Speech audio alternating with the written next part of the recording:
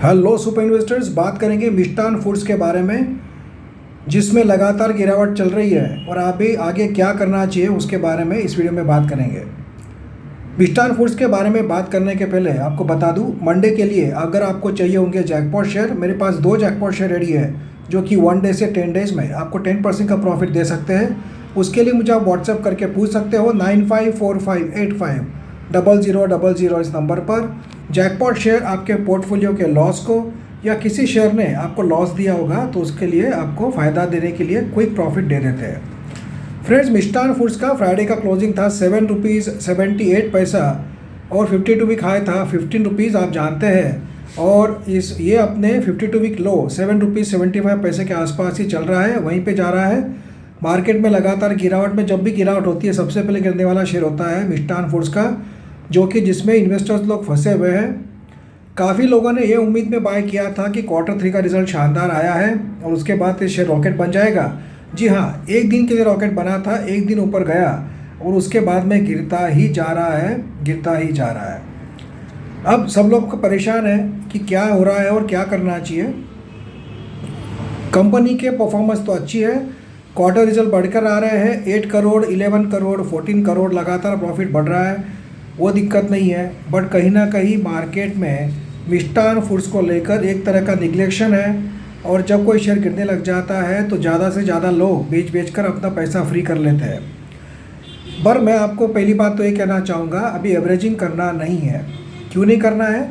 कोई भी गिरते हुए शेयर में अपना फंड ब्लॉक नहीं करते हैं, ये मेरा प्रिंसिपल है। वो आप फॉलो करना है कि नहीं करना आपकी मर्ज़ी है। मेरा कहना ये रहता है कि अगर आपके पास पैसा है तो दूसरे शेयर में लगाइए जिसमें आपको प्रॉफिट हो सकता है, ना कि उस शेयर में जो आपका पैसा ब्लॉक करके बैठा है तो उसमें और पैसा डालकर ब्लॉक करना नहीं है पैसा।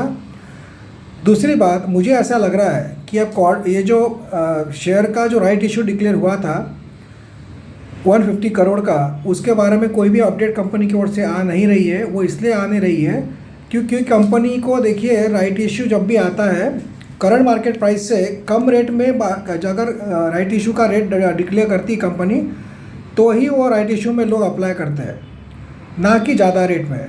अब सवाल ये आता है, कंपनी ने राइट इशू का जब डिक्लेयर किया था, जब उसका रेट चल रहा था अराउंड 11 रुपीज़, कंपनी को लगा होगा कि Q3 के रिजल्ट शानदार आए हैं तो ये 12-13 रुपीज़ तक चला जाएगा। उसके बाद में हम लोग राइट इशू का रेट 10-12 रुपीज़ रखेंगे तो शेयर में तेज़ी भी चलती रहेगी और इशू पूरा सब्सक्राइब हो जाएगा। बट हो गया पूरा उल्टा, कंपनी का प्लानिंग पूरा कर दिया फेल मार्केट ने और लगातार शेयर गिरते जा रहा है। तो मेरा जो जजमेंट है, मुझे ऐसा लगता है कि मिष्ठान फूड्स की मैनेजमेंट Q4 के रिज़ल्ट जल्दी डिक्लेयर करेगी और हो सकता है वो Q3 के रिज़ल्ट से बेहतर हो।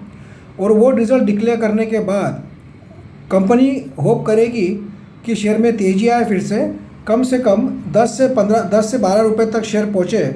उसके बाद हो सकता है कंपनी राइट इशू का रेट डिक्लेयर करे और रिकॉर्ड डेट डिक्लेयर करे, क्योंकि कंपनी को जो फंड खड़े करने हैं 150 करोड़, उसमें वो खड़ा करने के लिए कंपनी को रेट रखना पड़ेगा कम मार्केट रेट से जो चल रहा है, और उसमें फिर नंबर ऑफ़ शेयर्स ज़्यादा रखने पड़ेंगे तो उसके कारण कंपनी के इक्विटी डायल्यूशन बढ़ने का खतरा बढ़ जाता है। इसीलिए कंपनी यही कोशिश करेगी और वेट करेगी कि शेयर का रेट बढ़े, उसके बाद ही राइट इशू डिक्लेयर हो। तो हो सकता है Q4 के रिजल्ट के बाद में शेयर का रेट जब 10-12 रुपये के आसपास रहेगा जब भी कंपनी डिक्लेयर करेगी राइट इशू, क्योंकि अभी 7 रुपीज़ 80 पैसे के आसपास रेट चल रहा है। अगर अभी कंपनी को राइट इशू डिक्लेयर करना पड़ा तो 6 रुपीज़ तो भी कम से कम रखना पड़ेगा रेट, ज़्यादा से ज़्यादा मतलब कम से कम मतलब ज़्यादा से ज़्यादा 6 रुपीज़ रखेंगे तो ही लोग फ़ायदे के लिए राइट इशू में अप्लाई करेंगे, नहीं तो लोग करते नहीं हैं। और इसीलिए मुझे ऐसा लगता है कि राइट इशू पोस्टपोन हो जाएगा Q4 के रिजल्ट के बाद में। और जनरली मिष्ठान फूड्स का ये रिकॉर्ड रहा है कि क्वार्टर ख़त्म होने के 10 से 15 दिन में कंपनी क्वार्टर के रिज़ल्ट डिक्लेयर कर देती है। तो लेट्स हो 15 अप्रैल के आसपास तक Q4 के रिज़ल्ट आ जाएंगे मिष्ठान फूड्स के, और उसके बाद हो सकता है राइट इशू की रिकॉर्ड डेट और रेट भी डिक्लेयर करे कंपनी। तो इसीलिए कंपनी वेट कर रही होगी कि शेयर का रेट ऊपर जाए, और मार्केट भी ऊपर जाएगा तो शेयर का रेट ऊपर जा सकता है।